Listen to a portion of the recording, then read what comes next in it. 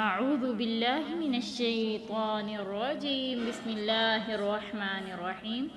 آج ہم سورۃ البقرہ کی آیت نمبر 188 سے ہم پڑھیں گے 141 تک۔ تو آج کے سبق میں انشاءاللہ العظیم ہمارا پارہ نمبر 1 کمپلیٹ ہو جائے گا۔ سبق کا آغاز کرتے ہیں۔ صبغۃ اللہ، اللہ کا رنگ۔ ومن احسن من اللہ صبغہ، اللہ کے رنگ سے کون سا رنگ زیادہ خوبصورت ہو سکتا ہے۔ ونحن لہ عابدون، ہم اسی اللہ کے لیے عبادت کرنے والے ہیں۔ کہ اللہ تعالیٰ کا رنگ ہے، اللہ کے رنگ سے اور کون سا رنگ بہتر ہو سکتا ہے۔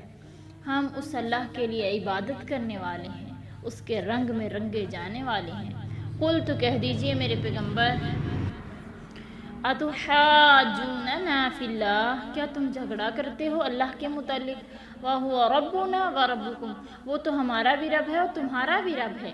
وَلَنَا أَعْمَالُنَا، اور ہمارے لیے ہمارے عمل ہیں۔ وَلَكُمْ أَعْمَالُكُمْ، اور تمہارے لیے تمہارے اعمال ہیں۔ وَنَحْنُ لَهُ مُخْلِصُونَ، ہم اس اللہ کے لیے ہی خالص عبادت کرنے والے ہیں۔ ام تقولون، کیا تم کہتے ہو، ان ابراہیم، بے شک ابراہیم، و اسماعیل، اور اسماعیل، و اسحاق و یعقوب، اسحاق اور یعقوب، والاسباط، اور ان کی اولاد، کانوا ھودا و نصارا، وہ یہودی یا عیسائی تھے۔ قل اانتم اعلم ام اللہ، کہہ دو کہ کیا تم جانتے ہو یا پھر اللہ تعالیٰ۔ ومن اظلم ممن کتم شہادۃ عندہ من اللہ، کون زیادہ ظالم ہے اس شخص سے کہ جس نے چھپائی گواہی کہ عندہ اس کے پاس موجود تھی من اللہ، اللہ کی طرف سے۔ وما اللہ، اور نہیں ہے اللہ تعالیٰ، بغافل، بے خبر، اما اس چیز سے تعملون، جو تم عمل کرتے پھر رہے ہو۔ اللہ رب العالمین فرما رہے ہیں کہ تم کہتے ہو کہ ابراہیم، اسماعیل، اسحاق، یعقوب اور ان کی تمام تر اولاد یہودی یا عیسائی تھے۔ تم سچے ہو یا اللہ تعالیٰ؟ وہ شخص کتنا بڑا ظالم ہے کہ اللہ نے اس کو بات بتائی، اس نے اس کو چھپایا، اور نہیں ہے اللہ تعالیٰ جو کچھ تم عمل کرتے پھر رہے ہو، اللہ بے خبر نہیں ہے۔ تلک امت، یہ ایک جماعت ہے، قد خلت، یہ گزر چکی ہے، لہا ما کسبت، اس کے لیے ہے جو اس نے کمایا، ولکم، تمہارے لیے ہے، ما کسبتم، جو تم نے کمایا، ولا تسألون، نہیں تم سے سوال کیا جائے گا، اما کانوا یعملون، اس کے متعلق جو کچھ وہ کرتے پھر رہے ہیں۔ تو اللہ رب العالمین سب سے پہلے بتا رہے ہیں کہ اللہ تعالیٰ کا رنگ۔ تو اس آیت میں اللہ کے رنگ سے مراد اسلام مراد ہے، اور وہ فطرت ہے جس پر اللہ تعالیٰ نے لوگوں کو پیدا کیا، اور اس کو صبغۃ اللہ سے تعبیر کرنے کی وجہ یہ ہے کہ جو عیسائی تھے نا، عیسائیت کے لیے انہوں نے ایک زرد رنگ کا پانی مقرر کر رکھا تھا۔ جب بھی کوئی بچہ پیدا ہوتا یا کوئی شخص ان کے دین کے اندر، ان کے مذہب میں داخل ہوتا، تو اس کو اس پانی سے غسل دیتے اور کہتے کہ اب یہ پاک ہو گیا ہے اور صحیح معنوں میں نصرانی ہو گیا ہے۔ اور اس رسم کا نام ان کے ہاں معمودیہ تھا، ٹھیک ہے۔ اس آیت میں ان کی تردید فرما رہا ہے اللہ تعالیٰ کہ سب سے بہتر رنگ اللہ کا رنگ ہے، یعنی دین اسلام ہے، جس حضرت نوح سے لے کر تمام انبیاء اکرام لے کر مبعوث ہوئے ہیں۔ تمہیں چاہیے کہ اس کی پابندی کرو۔ یہاں صبغۃ اللہ تعالیٰ کیا کہ اللہ تعالیٰ نے بات مکمل کر دی کہ اللہ کے رنگ میں جو اپنے آپ کو رنگے گا، جو اسلام کو اپنا لے گا، وہی کامیاب ہے۔ تو اللہ کا رنگ کیا ہے؟ ہم پردہ کریں، یہ اللہ کا رنگ ہے۔ ہم نمازیں پڑھیں، یہ اللہ کا رنگ ہے۔ ہم اللہ تعالیٰ کی اطاعت و فرما برداری والے کام بجا لائیں۔ ہم امر بالمعروف نہیں عن المنکر کے فریضے کو سر انجام دیں، یہ اللہ کا رنگ ہے۔ ہم اللہ کی حلال کردہ چیزوں کو ہم اپنائیں، یہ اللہ کا رنگ ہے۔ ہم اللہ کی منع کردہ چیزیں، حرام کردہ چیزوں سے باز آ جائیں، یہ اللہ کا رنگ ہے۔ جو انسان اللہ تعالیٰ کے بتائے ہوئے طریقے کے مطابق قرآن و سنت کے مطابق اپنی زندگی بسر کرتا ہے، حقیقت میں وہ صبغت اللہ کے رنگ کے اندر رنگا جا چکا ہوتا ہے۔ آگے اللہ رب العالمین فرما رہے کہ یہودی مسلمانوں سے جھگڑا کرتے تھے کہ وہ کہتے تھے کہ ہم ابراہیم علیہ السلام کے مذہب پر ہیں، ہم انبیاء اکرام کی اولاد ہیں، ہم چہیتے ہیں۔ تو آخر میں جتنے بھی انبیاء ہیں سب بنی اسرائیل میں آئے، آخری نبی جو ہے وہ عرب سے کیسے مبعوث ہو سکتا ہے؟ ہمارا دین بہتر ہے، تمام انبیاء کا دین ہے۔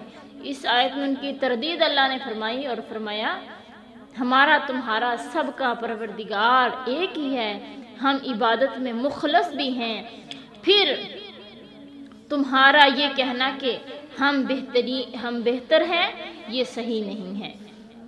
اللہ تعالیٰ ہمارا رب ہے اور تمہارا بھی رب ہے۔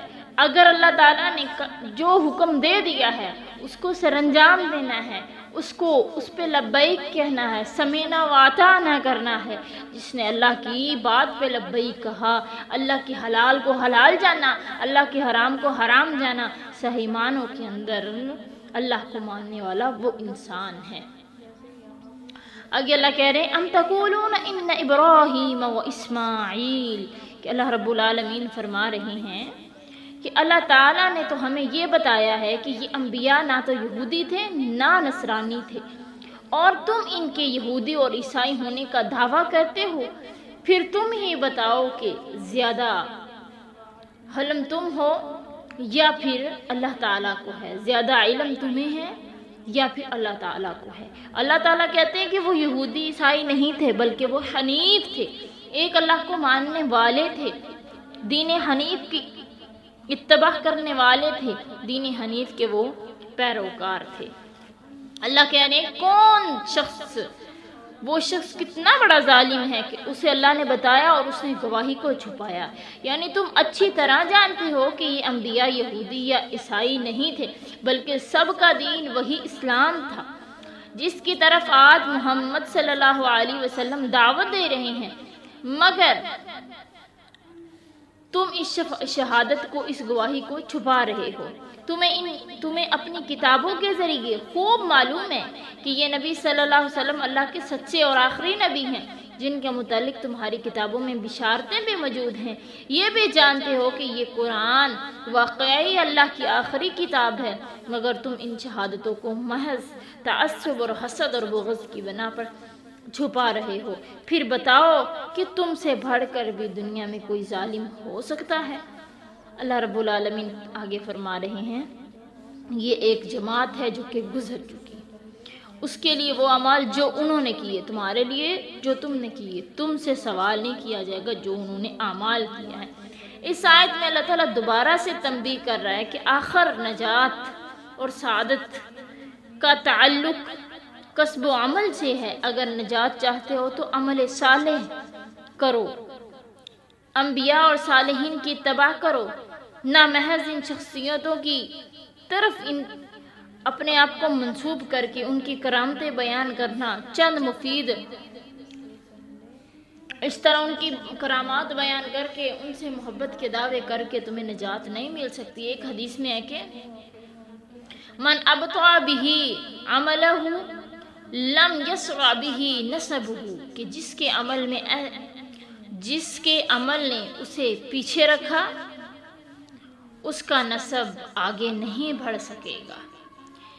اس سے ان لوگوں کو عبرت حاصل کرنی چاہیے کہ جو خود بے عمل رہ کر اپنے بزرگوں کے اعمال پر تکیہ کر کے اپنے آپ کو انبیاء اور اپنے آپ کو بے بنیاد اور غلط قسم کی آرزوؤں میں لگائے رکھتے ہیں، اور انبیاء کی اولاد ہونے کی وجہ سے، سیدوں کی اولاد ہونے کی وجہ سے جو جی چاہتا ہے وہ کرتے پھر رہے ہیں کہ بھئی ہمیں کون سا کوئی پوچھنے والا ہے۔ اللہ کے نبی صلی اللہ علیہ وسلم نے فرمایا اے میری بیٹی فاطمہ، اگر تو اچھا عمل نہیں کرے گی نا تو میں اللہ کے ہاں تجھے چھڑوا نہیں سکوں گا۔